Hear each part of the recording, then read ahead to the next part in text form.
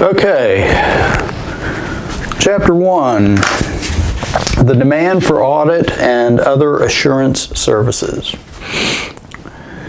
And so here are the 8 objectives that we'll be discussing, and the chapters pretty much are outlined under whatever objectives they outline in the particular chapter. And so the first objective that we'll be talking about is we're going to describe auditing. And so we do that first by getting a definition. So auditing is the accumulation and evaluation of evidence about information to determine and report on the degree of correspondence between that information and some established criteria. Well, in financial auditing of financial statements, the evidence that we're trying to obtain is information about the company. Most of it's financial, most of it's accounting related, some of it's not. But the stuff that's not accounting has an effect on the accounting records. And so, but anyway, we're taking that information that we receive, that evidence, and we're determining whether or not that evidence from the information we've gotten, whether or not it's in conformity with some established criteria. Well, what's the criteria here in the United States that we compare financial records to? Well, it's GAAP, Generally Accepted Accounting Principles. So that's our criteria. Now, that's not true in all assurance services, as we'll see in a Venn diagram later in the chapter. Auditing is an assurance service, but it's not the only. The other thing about auditing, at least from an outside auditor's standpoint, is that auditing should be done by an auditor who's competent. We'll talk about what that means. And they must also be independent. And so let's talk about the information and established criteria. And so this information must be in verifiable form, and you must have some standards to compare with the form that the company gives you. And so again, criteria for US is GAAP. If it's an international company, or you're an international auditor anywhere but US, it might be IFRS, International Financial Reporting Standards. Or it might be, if it's some other country, they may have their own equivalent to GAAP. So that's the criteria. And this verifiable form could come in different types of information that the auditors are trying to obtain. One thing we'll talk about is what's more reliable evidence. Is it more reliable if it comes from a third party, such as a bank, or is it more reliable to get it from the audit client? Well, the answer is from the bank, because they're a third party. They're an independent third party. And so evidence is any information used by the auditor to determine whether the information being audited is stated in accordance with the established criteria. GAAP could be transaction data, that could be an invoice, that could be a bank statement, that could be a canceled check, could be a contract, all kinds of things. Client testimony. You want to ask representatives of the company how parts of the company work so that you better understand the company as a whole. The big thing of what we talk about is internal controls. Independent auditors are looking to see how good the client's internal controls are. The better the internal controls, the less amount of evidence that the auditor has to collect. Weak internal controls, got to collect more evidence. Written and electronic communications with outsiders. Again, this kind of relates back to transaction data. Some of it may be in the form of contracts, bank statements, things like that. And then a lot of what the auditor does as well is just observe. And again, it gets back to these internal controls.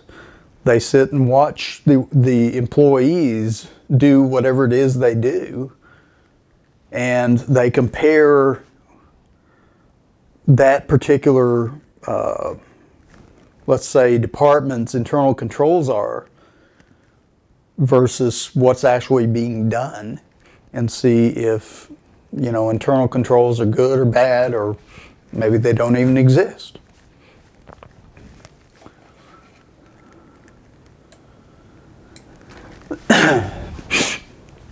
Now, the auditor must be competent and independent.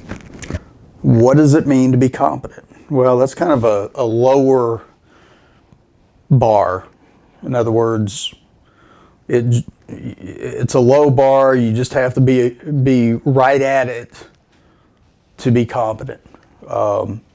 It's probably not what you want to strive for. I think all of us would want to strive for something better. I mean, to be competent just means you're not incompetent. It doesn't mean you're highly competent. I think most people want to be highly competent, and certainly as an auditor, that's what you should strive for, not just competence. But how do you get competent? Well, let's say you're auditing a company in a particular industry. Well, if you don't know anything about the industry, you're probably not going to be competent. And so you have to get competent by knowing the industry.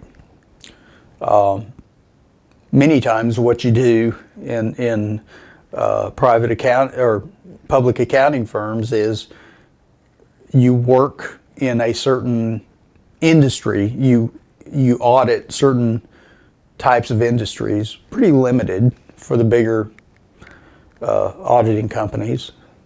In other words, you might be in the energy industry. And that's all you do. You learn about the energy industry.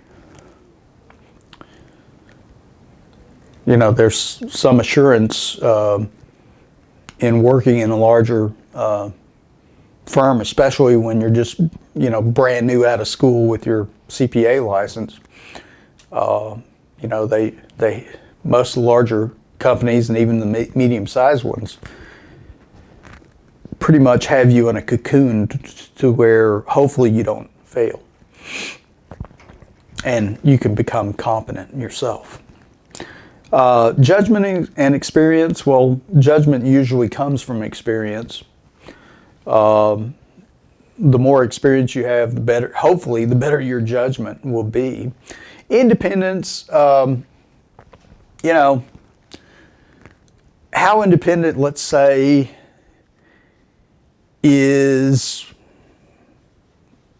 the independent auditing firm when the CFO of the company you're auditing used to be a partner at the accounting firm who's doing the audit. I mean, that happens a lot. So we'll discuss things like that. But I mean, those are the sort of situations that really want to raise some red flags for you and ask whether or not at least that party, that person in the company is going to be independent. And it might be a reason why the auditing firm doesn't take the engagement. The other thing is, well, you know, how independent is an auditing firm when the company you're auditing pays your fee? Well, kind of depends. If the company you're auditing amounts to 2/3 or 3/4 of your revenues for the accounting firm, you're pretty reliant on that company. And so, again, it brings into question whether or not you're independent. And so anyway, if you are independent, assuming you are, you evaluate this evidence that we talked about to reach a proper conclusion. The proper conclusion is you're trying to determine whether or not, you're trying to give reasonable assurance. And remember who these users are. They're external users for the most part, people not involved with the company day to day. And you're writing your audit report, and in this audit report, you're communicating to these external users for the most part as to whether or not the financial statements of the company are fairly reflect the financial condition of the company in conformity with GAAP. And so I would urge you to look at this audit report. We'll be talking about this more later, but just kind of get the feel for the structure of the audit report. Certain things are said in certain paragraphs and in a certain order. And notice there in paragraph 3, starts out, in our opinion.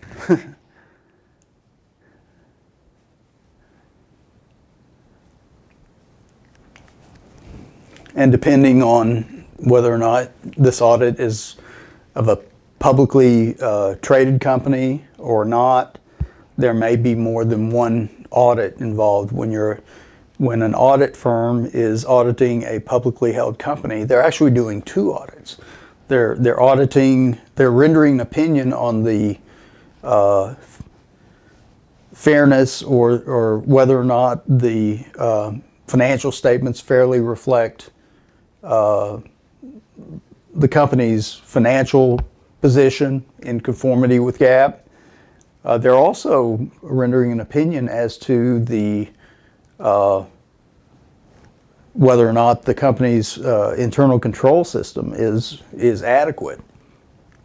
So we talk a lot about adequacy of internal controls. Again, adequacy is kind of like competence.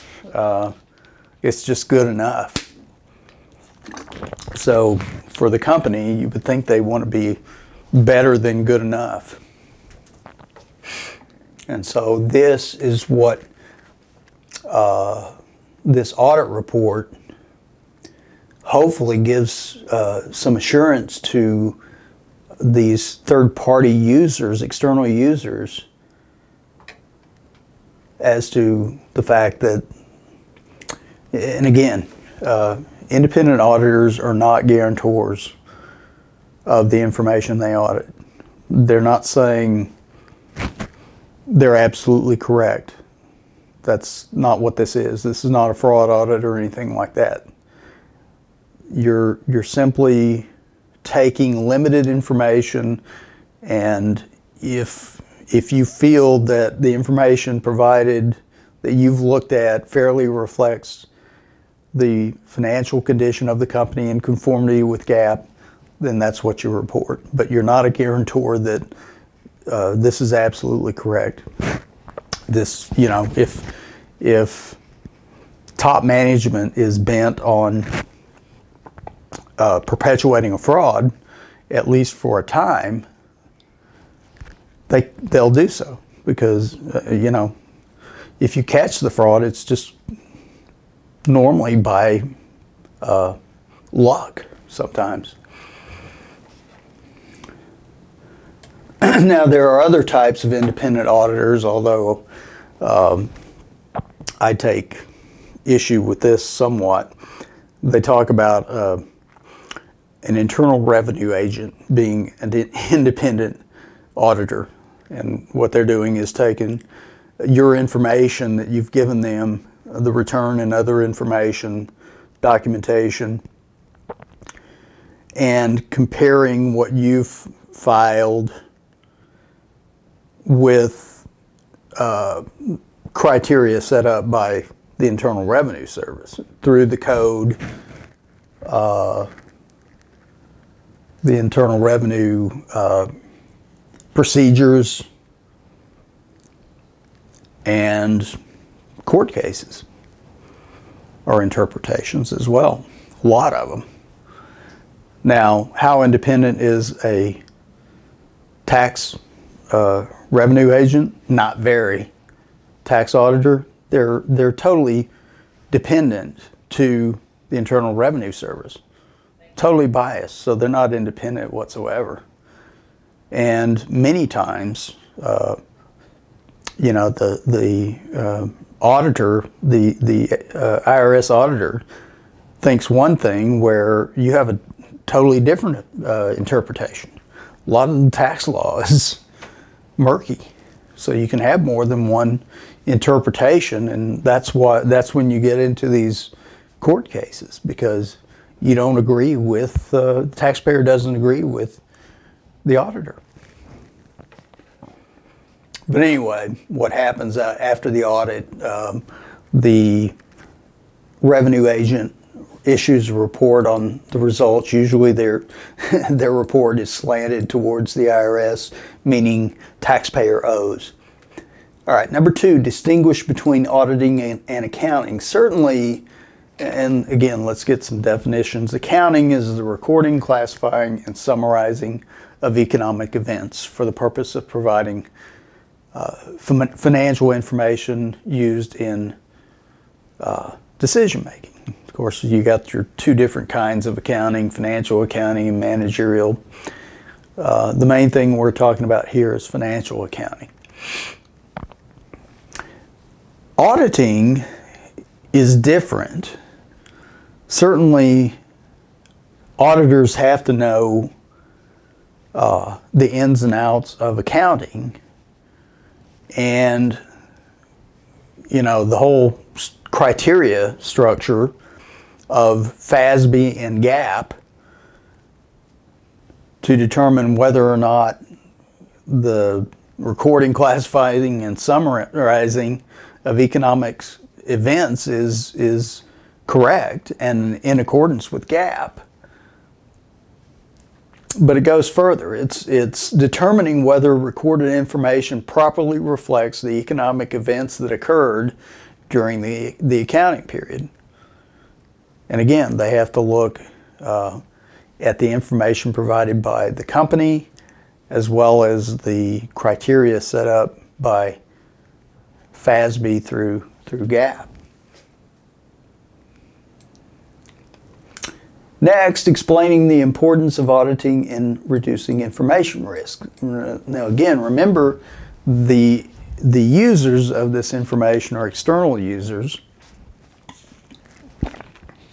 people not involved with the day-to-day operations of the business that they're looking at, the financial statements of the business they're looking at. For instance, a loan officer. You are a representative of the company, and you go to the bank, apply for a loan, let's say, for a couple of million, a 10-year loan. And so information risk is about the risk that the information provided is incorrect. And so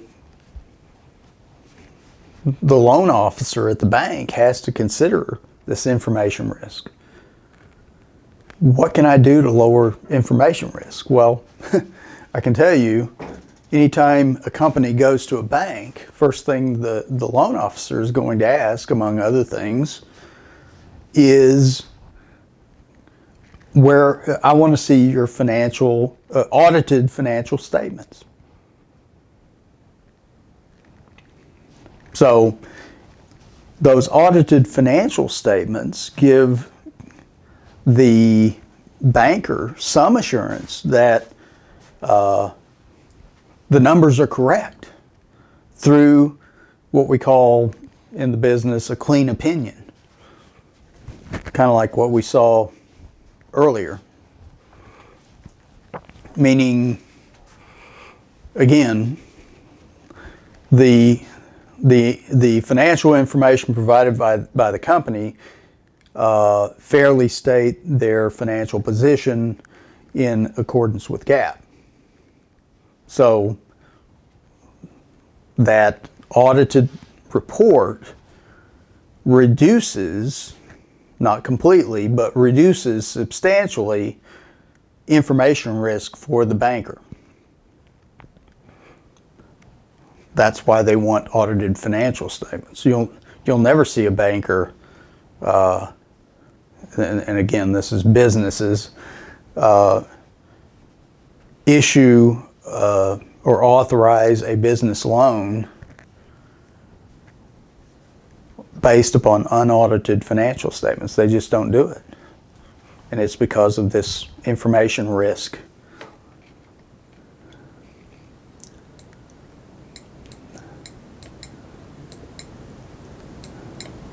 And here's some of the causes of information risk.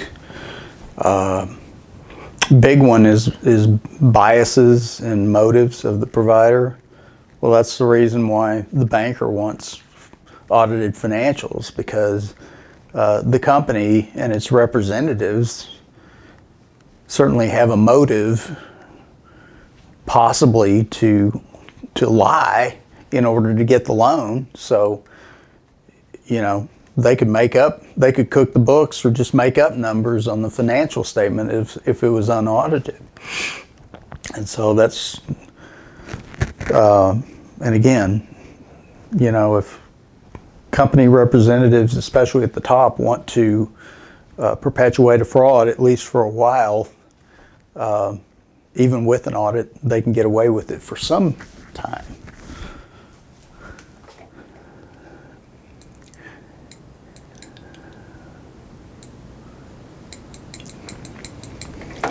And so this diagram here just shows you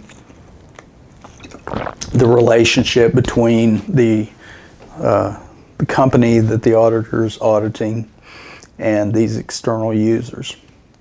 This report the auditor issues gives the external user some indication that the numbers in the financial statements are correct. Again, the auditor is not a guarantor of results here. And so it reduces information risk for the external user, but it doesn't completely eliminate it either.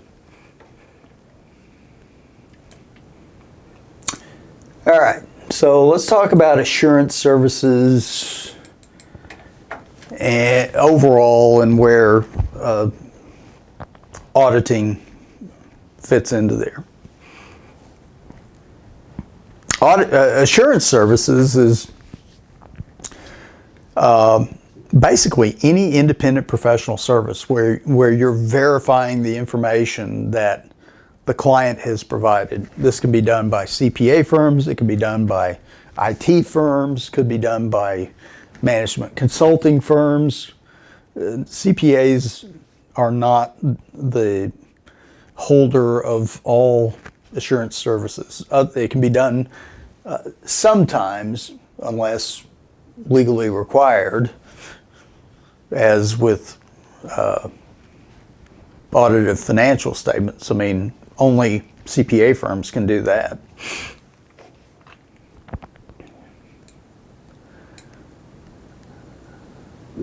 And so attestation services is a subset of assurance services. It's a type of assurance services. And so a CPA would report on the reliability of whatever assertion the company is making in a financial assurance service, such as an audit.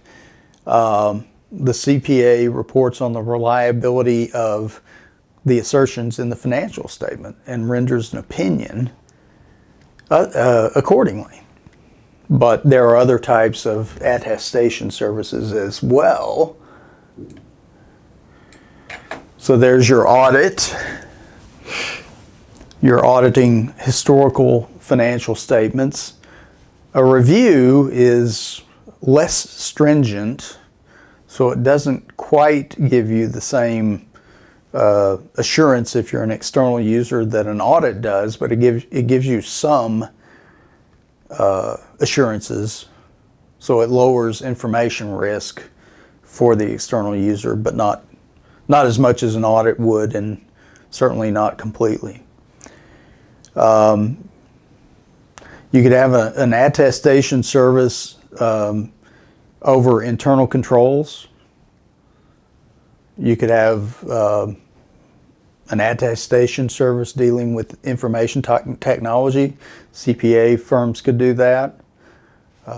Usually they have a section that would do that for a company, making sure that the information that's going in and coming out of information technology is correct, and that internal controls are in place for your IT area. And then there's the big other.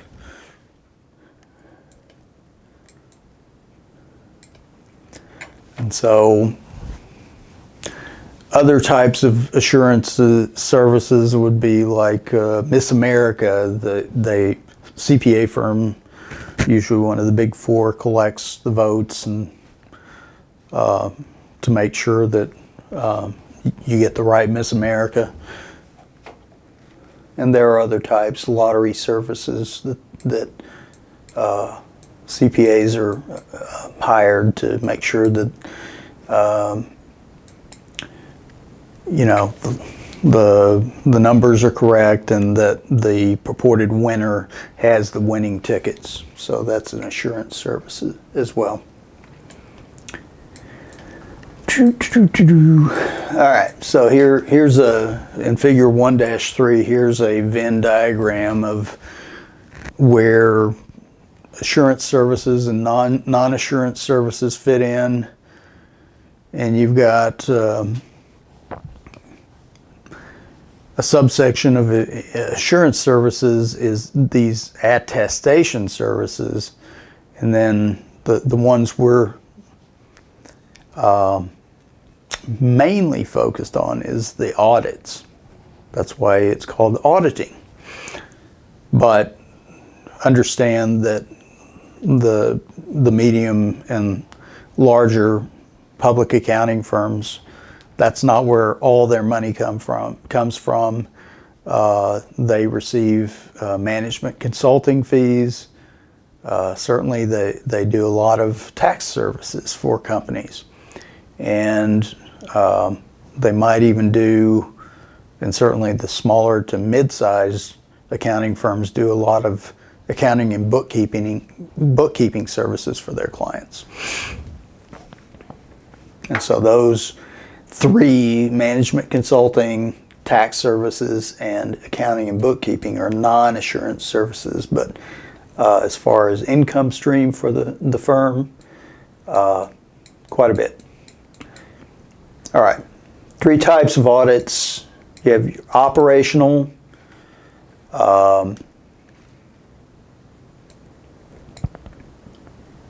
this is where you're going in and looking at the operations of the client company and making sure that things are working out as smoothly as they should, and evaluating internal controls and effectiveness and things like that, and then rendering